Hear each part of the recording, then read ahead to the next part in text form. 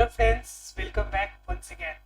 Friends, हम लोग जानेंगे आज एक नया चैप्टर के रूप में, और नया चैप्टर हमारा होगा पादप जगत, अर्थात क्या, प्लांटी किंगडम। पूरे पादप जगत के बारे में एक चैप्टर है कंप्लीट।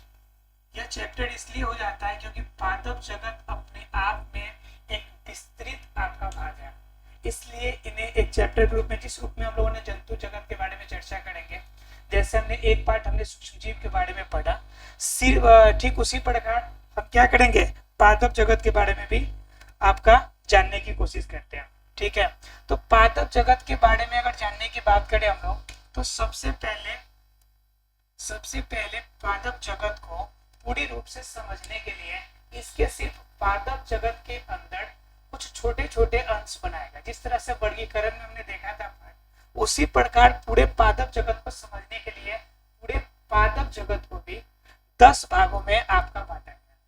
टोटल पादप जगत को 10 भागों में बांटा गया है, और इन 10 भागों के माध्यम से हम लोग क्या करेंगे, पादप जगत को समझने की कोशिश करेंगे। सामान्य रूप से आप जानते हैं कि पादप जगत है तो कंफर्म है कि इनके अंदर क्लोरोफिल पाया जाएगा।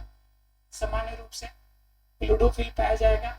ये जो होंगी आपका सामान्य रूप से बहुकोशिकीय होती है, लेकिन हो सकता है कि कुछ एक कोशिकीय अवस्था में भी हो, अर्थात कि एक कोशिका वाले, या फिर आपका बहुकोशिका, दोनों कंडीशन में हो सकते हैं।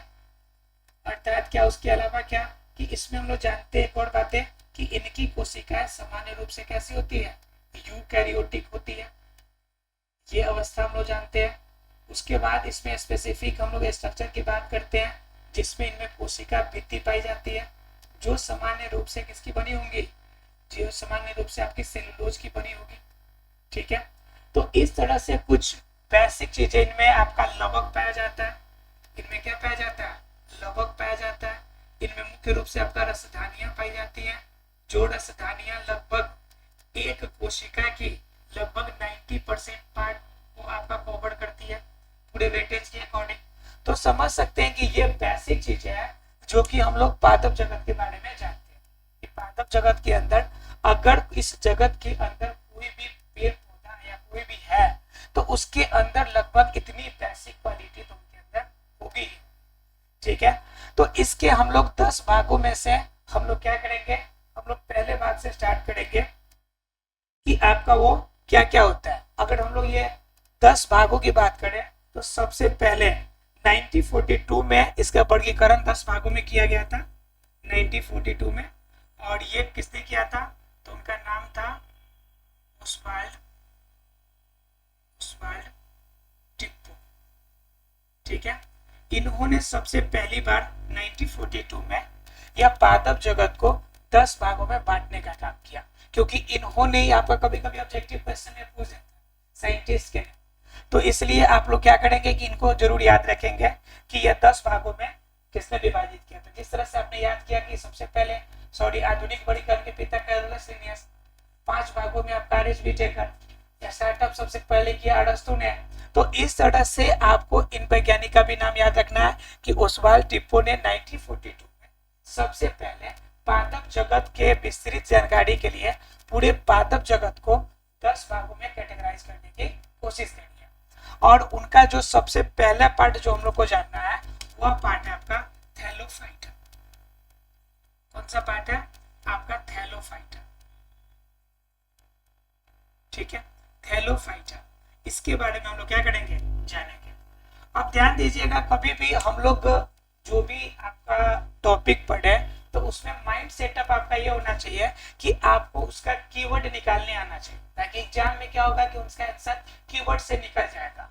अब मैंने थैलोफाइटा कहा, तो मैं पहले से तोड़ के देखते हैं कीवर्ड को कि इससे क्या निकल के आता है। थैलो का मतलब क्या हो गया, थैला, या फिर हम कह सकते हैं थैलस। और फाइटा का मतलब होता है पौधा। फाइटा का मतलब क्या होता है, पौधा। मतलब ऐसा पौधा जो थैलस के फॉर्म में हो, जो किसके रूप में हो, थैलस के फॉर्म में। थैलस मतलब क्या, सीधे शब्द में क्या है कि यह आपका एक थैला के रूप में स्ट्रक्चर होगा, जिनके अंदर पौधा के अन्य भाग आपका उपस्थित रहेगा, यानी एक बैग के रूप में, एक थैले के रूप में रहेगा। तो यह जो कैटेगरी होगी, यह थैलोफाइटा के अंतर्गत आएगी। अब जब कंफर्म है कि जब यह थैले के रूप में रहेगी, थैलस के फॉर्म में रहेगी, तो क्या बताइए कि इसके अंदर क्या इसके अंदर पत्तियां पाई जाएंगी? तो बिल्कुल भी नहीं, इनके अंदर पत्तियां तो पाई नहीं जाती। क्या इनके जड़ें विकसित अवस्था में होंगी? बिल्कुल भी नहीं होंगी। क्या इनके पास आपकी तना या अन्य भाग विकसित अवस्था में होगी? तो बिल्कुल भी ये भाग नहीं होने वाली है। ठीक है, अर्थात क्या थैलोफाइटा एक थैलस के फॉर्म में रहेगी, अर्थात कि उनके अंदर पत्तियां, जड़ें, तना ये सभी ज्यादा विकसित नहीं होंगी। अब एक बात और है, जब ध्यान दीजिएगा, जब जड़ें, तना और पत्तियां विकसित नहीं है तो फिर इनका पोषण किस रूप में होगा? ठीक है, तो पोषण के लिए ऐसा जगह चाहिए जहां पे आसानी से यह अपने आप को जीवित रख सके। तो वास्तव में यह अपने आप को जीवित रखने के लिए किन जगहों पे रखता है? नमी युक्त स्थानों पे। कहां पे रखता है? नमी युक्त स्थानों पे। तो नमी युक्त स्थान कहीं भी हो सकता है, किसी आपका नदी के किनारे हो सकता है, किसी कोस्टल एरिया के किनारे, यानी कि कोई भी जहां पे नमी युक्त हो, जहां पे आपका पानी का अच्छा स्रोत हो, तो वहां पे आपका थैलोफाइटा में क्या हो सकता है जी? प्राप्त हो सकता है। और इनके अंदर जनन की बात करें कि यह अपनी जनसंख्या कैसे बढ़ाती है, तो कन्फर्म में थैलस के फॉर्म में रहेगा, तो यह बीजाणुधानी का फॉर्म बनाएगा। तो इनके अंदर जो जनन की क्रिया भी होगी वह सामान्य रूप से कैसी हो जाती है? बीजाणु जनन। मैंने बीजाणु जनन में आपको बताया था कि एक थैलस रहेगा, एक थैला रहेगा, और थैला के अंदर क्या होता है? बीजाणुधानी कहलाता है। उसके अंदर छोटे छोटे स्पोर्स होंगे और वो जब फटेगा तो उनसे बहुत सारे नए पौधे बनेंगे।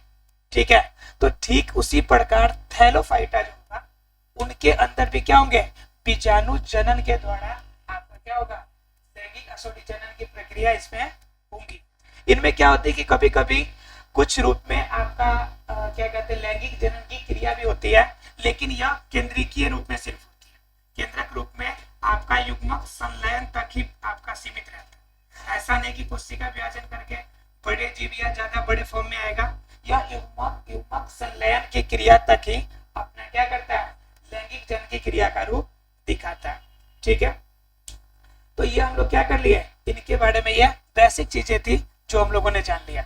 अर्थात थैलोफाइटा क्या होगा? जिनमें पत्तियां, जड़ें, तना या फिर अन्य भाग जो होंगी वह ज्यादा विकसित नहीं होगी। रहने का इनका जगह सीमित होगा। किन जगहों पे ज्यादा रहेगा? ये रहेगा ज्यादातर नमी युक्त जगह, जहाँ पे नमी ज्यादा मिलती है। उसके बाद क्या, इनके अंदर जनन की क्रिया कैसी होगी? सामान्य रूप से बीजाणु जनन के द्वारा, लेकिन कुछ कभी कभी क्या करते हैं, यह लैंगिक जनन की क्रिया को भी प्रदर्शित करते हैं। और लैंगिक जनन की क्रिया में क्या होगा आपका? मुख्य रूप से इनमें युग्मक संलयन के द्वारा ही आपका जनन की क्रिया होगी।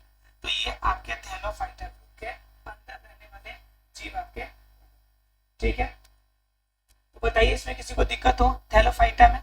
तो थैलोफाइटा में हमें नहीं लगता कि इसमें कोई दिक्कत होना चाहिए, क्योंकि इसकी बेसिक चीजें जो थी हम लोगों ने जानी। ठीक है, अब थैलोफाइटा जाना, तो इसमें हम लोग अब थोड़ा सा जानेंगे शैवाल के बारे में, क्योंकि सबसे बड़े स्तर पर अगर देखा जाए तो पादप जगत में सबसे बड़े स्तर में जो रहता है आपका जनरली वो होता है आपका शैवाल।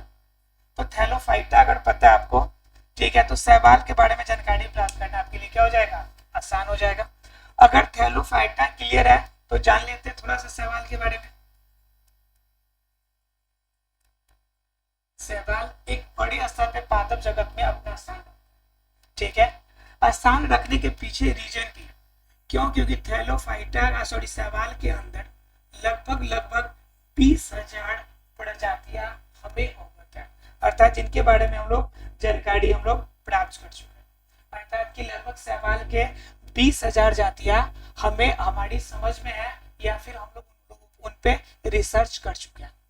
तो क्या है कि शैवाल जो होगा 20,000 जातियां हैं, तो हम ऐसा नहीं कह सकते कि शैवाल जो होगा सिर्फ एक कोशिकीय ही होते हैं या छोटे स्तर में होते हैं। शैवाल के अंदर भी दोनों तरह के स्ट्रक्चर होंगे। आपका दोनों तरह के स्ट्रक्चर का मतलब क्या?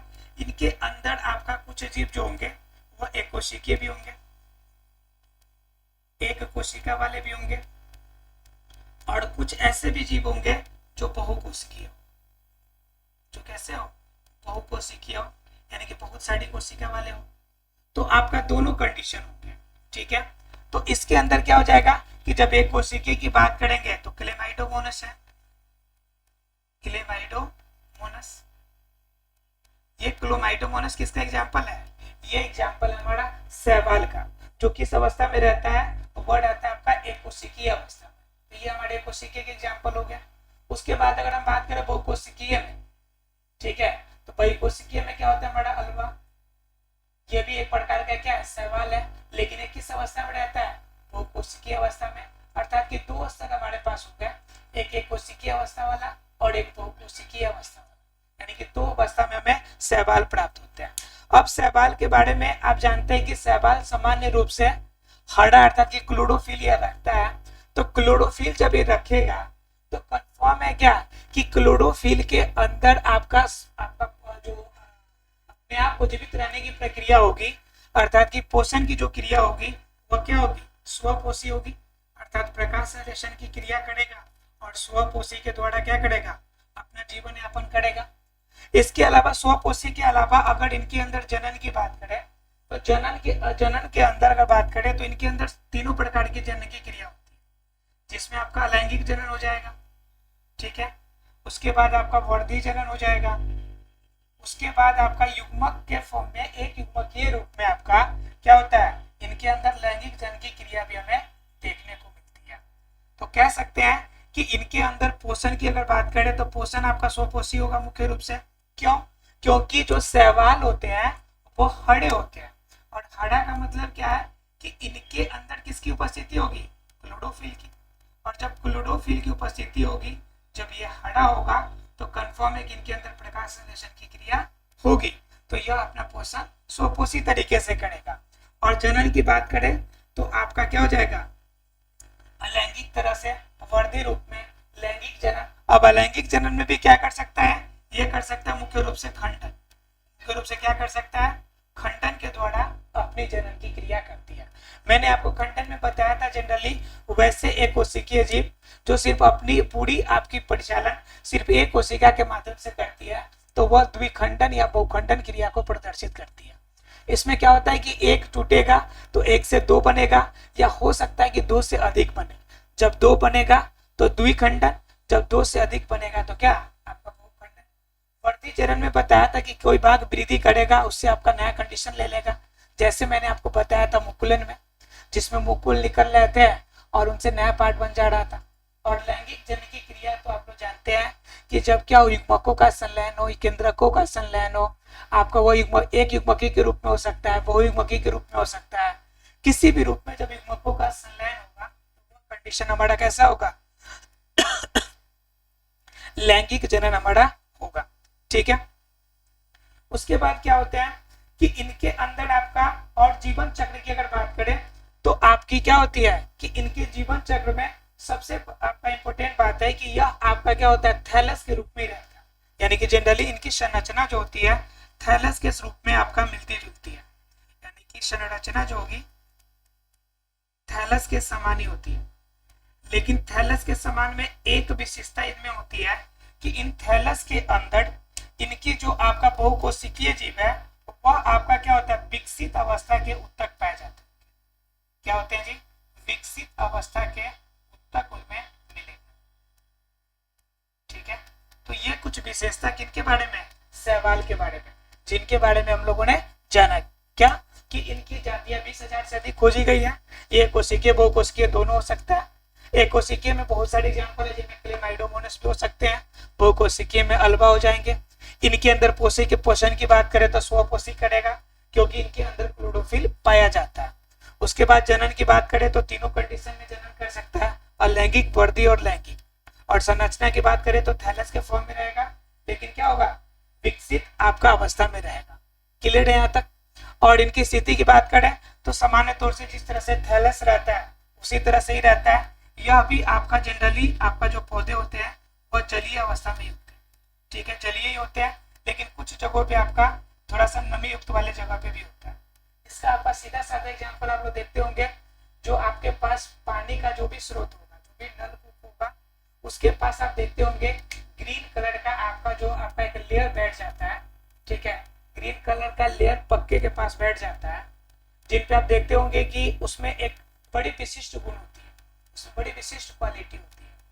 क्या क्वालिटी होती है कि अगर जिस भाग में वह पकड़ा हुआ है, आपका ग्रीन कलर का एक लेयर बैठा हुआ है, उस वाले पार्ट पे अगर आप पैर रखते हैं तो आप वहां पे पैर रखते ही हवाई जहाज की स्पीड से 2-4-10 मीटर तक चले जाते हैं, यानी फिसल जाते हैं। तो यह क्वालिटी किसमें होती है? शैवाल में होती है। तो वह जो आप घोड़ों पे देखते हैं ग्रीन ग्रीन कलर का, वह ग्रीन कलर वास्तव में क्या है? शैवाल है।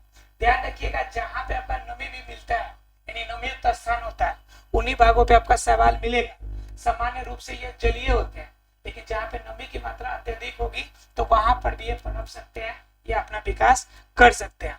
अब शैवाल के अंदर बात करें तो शैवाल भी अलग अलग रूप में होते हैं, अलग अलग कलर के होते हैं और अलग अलग रूप में अपनी पोषण भी करते हैं, और साथ में उनके अलग अलग हमारे जीवन में भी उसका उपयोगिता है।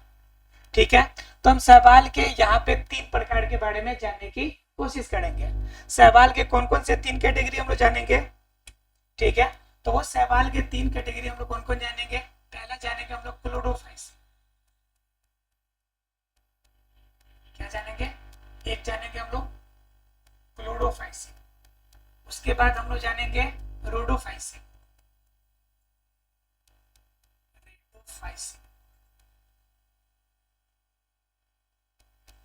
क्या हो गया हमारा? क्लोरोफाइसी, रेडोफाइसी, और एक और प्रकार है इनका जिससे हम लोग जानेंगे, और वह प्रकार हमारा क्या होता है? उससे हम लोग किस नाम से जानते हैं? फियोफाइसी। क्लोरोफाइसी, रेडोफाइसी, एक होता है फियोफाइसी।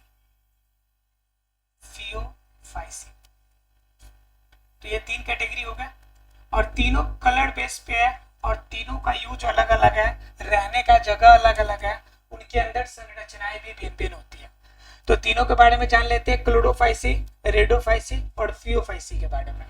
तो पहले हम लोग चर्चा करेंगे किसके बारे में? क्लोरोफाइसी के बारे में। पहला हमारा 1 नंबर का क्लोरोफाइसी। तो देखिए क्लोरोफाइसी के अंदर फिर हम इसके वर्ड के कोड करने का कोशिश करेंगे कि वर्ड के अंदर हम जानने के करेंगे कि कीवर्ड में क्या हम चेंजेस कर सकते हैं। तो कीवर्ड में क्लोरो है और फाइसी है। फाइसी का मतलब फाइटो हो गया, और फाइटो का मतलब क्या होता है? पौधा। और क्लोरो का मतलब क्या होता है? जो आपका क्लोरो वाले पार्ट को रखता हो। क्लोरो का मतलब होता है आपका ग्रीन, और ग्रीन का मतलब होता है आपका हरा, यानी जिनके अंदर हरा वाला पार्ट जाता हो, अर्थात कि ग्रीनरी पार्ट जाता हो, और वह आपका पौधे के कैटेगरी में हो, तो वो हमारा कहलाएगा आपका शैवाल क्या? क्लोरोफाइसी। यानी कि वैसा आपका शैवाल जो देखने में कैसा हो? हरा हो, उसे हम लोग क्या कहेंगे? क्लोरोफाइसी कहेंगे। ठीक है, अब क्लोरोफाइसी तो हमने कह दिया कि क्लोरोफाइसी कहेंगे। अब इनमें आपका अगर क्लोरोफिल भी पाया जाएगा, तो क्लोरोफिल भी किस तरह के क्लोरोफिल हो सकते हैं? तो इनकी विशेषता की अगर बात करें तो इनके अंदर जो क्लोरोफिल मिलेगा हमें, यह क्लोरोफिल आपके 2 तरह के क्लोरोफिल मिलेंगे। एक तो क्लोरोफिल ए मिलेगा, और दूसरा क्लोरोफिल क्या मिलेगा? बी। क्लोरोफिल ए और क्लोरोफिल बी हमें मिलेगा। दूसरा क्या है आपका कि इसके आकार की बात करेंगे, तो इसके आकार की बात करें तो यह समान रूप से प्लेट की संरचना के रूप में रहता है। तस्तरी देखे होंगे आप लोग, खाना खाने वाला जो प्लेट होता है उसके आकार में चपटी फॉर्म में रहेगा आपका। ठीक है, क्लोरोफिल ए और क्लोरोफिल बी दोनों कैटेगरी के अंदर मिलेंगे। उसके बाद क्या आपका कि इनके अंदर जो भोजन आपका स्टोर रहेगा, इनके अंदर जो भोजन की मात्रा स्टोर रहेगी, वह भोज्य पदार्थ किस रूप में रहेगी? तो शर्करा के रूप में रहेगी। किसके रूप में रहेगी? स्टार्च के रूप में, अर्थात कि शर्करा के रूप में इसके अंदर भोजन रहेगा। जनरली इनके अंदर जनन की क्रिया की बात कीजिएगा तो जनन की क्रिया कैसी होगी? अलैंगिक जनन जनरली होती है। ठीक है, और अगर लैंगिक जनन होती भी है तो उनके अंदर जो होता है वह आपका 3 कंडीशन में होता है। एक होता है आपका समयुग्मकी, ठीक है, उसके बाद विषमयुग्मकी, समयुग्मकी और विषमयुग्मकी, दोनों फॉर्म में आपको देखने को मिलेगा। लैंगिक भी अगर आपका लैंगिक होगा तो समयुग्मकी विषमयुग्मकी के फॉर्म में होगा। उसके अलावा अगर इनमें पोषण की बात करें तो कंफर्म है कि क्लोरोफिल पाया जा रहा है, तो इसके अंदर क्या होगा? पोषण की क्रिया जो होगी वो कैसी हो जाएगी? स्वपोषी। क्या होगी? इनके अंदर जो क्रिया होगी वास्तव में कैसी हो जाएगी? वह स्वपोषी कंडीशन में आपको होगी। उसके अलावा क्या होगा कि इनके अंदर जो बाहरी दीवार होगी, मतलब क्या कोशिका भित्ति जो होंगी वो किसकी बनी होंगी, वह बनी होंगी आपकी सेलुलोज की। छठा कंडीशन आपका सेलुलोज की बनी। तो ये कुछ थे हमारे किसके बारे में, क्लोरोफाइसी के बारे में, कि क्लोरोफाइसी के अंदर विशिष्ट लक्षण में हमें क्या क्या देखने को मिलते हैं। इनके अलावा यह जब जलीय अवस्था में रहते हैं तो इनके अंदर कुछ आपके क्या होते हैं, प्रचलन अंग भी दिखाई पड़ते हैं, ताकि क्या करते हैं, अपने आप को तैरने में मदद करते हैं। तो जो तैरने वाला प्रचलन अंग होता है, ये आप लोगों ने पढ़ा होगा अमीबा वाले में, कि अमीबा के अंदर क्या पाया जाता है, सिलिया पाया जाता है। क्या पाया जाता है, सिलिया। तो सिलिया क्या होता है कि जब आपका एकोशिकीय जीव है आपका, इसके अंदर सिंगल स्टेज अर्थात प्रचलन, तो उसे सिलिया कहेंगे। जब लेकिन यही ग्रुपिंग में एक साथ में एक से ज्यादा हो तो यह किस कंडीशन में होगा, फ्लैजिला के कंडीशन। किस कंडीशन में होगा, फ्लैजिला के कंडीशन। तो यह जो शैवाल होगा क्लोरोफाइसी, इसके अंदर जो होगा आपका फ्लैजिला का स्ट्रक्चर आपको देखने को, ठीक है। तो ये क्या हो गया आपके क्लोरोफाइसी का आपका कंडीशन हो गया। और फ्लैजिला भी होंगे तो इनके अंदर जो संख्या होगी एक में 8 फ्लैजिला स्तर तक हो सकते हैं, यानी कि एक आपका क्लोरोफाइसी के अंदर लगभग 8 फ्लैजिला वाले स्ट्रक्चर आपको देखने को मिल सकते हैं। तो इस तरह से टोटल हमने क्या देखे, 7 इंपोर्टेंट बातों को जानने की कोशिश की हम लोग किसके बारे में, क्लोरोफाइसी के बारे में। एक और इनकी खास बात यह होती है कि ये किसी भी पानी में रह सकते हैं। नमी का मतलब, पानी का मतलब किसी भी पानी में, भले वो मीठा जल हो या फिर क्या हो, खारे जल हो, यानी कि समुद्र के अंदर भी ये पाए जाते हैं और मीठा जल, दोनों कंडीशन में आपके ये पाए जा सकते हैं। तो क्लोरोफाइसी का आपको क्लियर हो गया कि क्लोरोफाइसी के अंदर क्लोरोफिल ए और बी होंगे। यह प्लेट की संरचना रखेगा। इनके अंदर जो भोजन के पदार्थ होंगे वो शर्करा के रूप में स्टोर होंगे। अलैंगिक जनन और कुछ लैंगिक जनन भी दिखाएंगे, जो कि सिर्फ युग्मक के फॉर्म में होंगे। और युग्मक भी कैसा होगा, सब युग्मकी हो सकते हैं, विषम युग्मकी होंगे। जब इनके अंदर क्लोरोफिल की मात्रा होगी तो क्लोरोफिल की मात्रा के कारण इनके अंदर जो पोषण की क्रिया होगी वो कैसी होगी, स्वपोषी होगी। और इनके अगर हम केंद्रक आपकी कोशिका भित्ति की बात करें तो सेलुलोज के फॉर्म में। उसके बाद फ्लैजिला आपके क्या हो जाएंगे, फ्लैजिला जो होंगे वो 8 के कंडीशन में हो जाएंगे। यह किस पानी में रह सकते हैं, मीठा पानी में या खारे पानी, दोनों कंडीशन में ये रह सकते हैं। तो यहां तक क्लोरोफाइसी आपको क्लियर हो गया होगा, ठीक है। अगर ये क्लियर हो गया होगा तो हम जान लेते हैं कि ये आपके लिए फायदेमंद कैसे होता है, क्लोरोफाइसी आपके लिए बेनिफिशियल कैसे है, मतलब क्लोरोफाइसी के लाभ क्या है, ठीक है। तो क्लोरोफाइसी के लाभ की बात करें तो पहला नंबर तो ये आहार के रूप में, मानव के आहार या भोजन के रूप में इस्तेमाल होता है। आहार अर्थात कि भोजन के रूप में इस्तेमाल होगा। दूसरा कंडीशन है कि यह जो जानवर है, जानवर के चारे के रूप में इस्तेमाल होता है, ठीक है। इसके अलावा तीसरा कंडीशन है कि यह जो क्लोरोफाइसी है यह आपका सिंगल कोटेड आपका प्रोटीन होता है। तो यह प्रोटीन की मात्रा में भी आपका, जब प्रोटीन का यूज कहीं करना हो तो प्रोटीन के फॉर्म में भी इसका इस्तेमाल हो जाता है। चौथा नंबर क्या होता है कि कभी कभी हमें क्या करनी पड़ती है, क्लोरोफाइसी से हम लोग क्या कर लेते हैं, एंटीबायोटिक दवा भी हम लोग बना लेते हैं, एंटीबायोटिक दवा भी हम लोग बना लेते हैं, ठीक है। तो इस तरह से क्या हो जाता है कि ये हमारे लिए कि क्या काफी ज्यादा फायदेमंद हो जाता है। और इसके अलावा और इसके फायदे की बात कर ले तो पांचवा एक और फायदा जान लीजिए आप, यह जो आपका ऑक्सीडेशन पॉड होता है, जिससे आपका सांस लेने में जब समस्या उत्पन्न होती है तो एक पैड लगाया जाता है जिससे आपको सांसों की कमी को पूरा किया जाता है। तो आपका ऑक्सीडेशन जो पॉड होता है उसके अंदर भी आपका इसका इस्तेमाल, क्लोरोफाइसी का इस्तेमाल किया जाता है, क्योंकि जब निषेचन करेगा, निषेचन कह रहे हैं, इनके अंदर प्रकाश संश्लेषण की क्रिया होगी तो उनके अंदर ऑक्सीजन भरपूर मात्रा में हमें प्राप्त होगा। इसलिए ऑक्सीडेशन पॉड के अंदर भी क्लोरोफाइसी का इस्तेमाल किया जाता है। हम कह सकते हैं कि नॉर्मल जीवन के अलावा यह मेडिकल क्षेत्र में भी ज्यादा उपयोगी होता है। तो क्लोरोफाइसी हमारे लिए अलग अलग रूप में उपयोगी होते हैं और इनकी मात्रा भी हमारे वायुमंडल में प्रचुर मात्रा में पाई जाती है। प्रचुर मात्रा में पाए जाने के पीछे रीजन भी है कि क्योंकि यह काफी ज्यादा अपने आप को एडेप्ट यानी अनुकूलित करने में समर्थ होती है। और अनुकूलित करने में समर्थ होने का मतलब है कि मीठे पानी में और ये हमारे इस रूप में लाभप्रद हो सकते हैं। अब बच गया आपके पास रेडोफाइसी और फियोफाइसी, इन दोनों के बारे में और दोनों का स्ट्रक्चर भी जानने हम लोग को। तो रेडोफाइसी का आपका मुख्य होता है कि इसका कलर कैसा होगा, रेड अर्थात कि लाल होगा, और फियोफाइसी का अंदर है कि इसका जो कलर होगा वो ब्राउन अर्थात कि भूरा होगा अर्थात। और ये हमने क्लोरोफाइस से भी देखा, इसका कलर कैसा था, ग्रीन था। अब क्या होता है कि ये जो कलर चेंज होते हैं, तो कलर चेंज होने का मतलब आप क्या समझते हैं कि इनके अंदर जिन चीजों की बहुलता होगी वैसा कलर दिखता है। आपको पता होना चाहिए कि रेडोफाइसी की उपस्थिति के कारण एक हमारा जो महासागर है जिसे लाल सागर का नाम देते हैं हम लोग, जिसे हम लोग लाल सागर कहते हैं।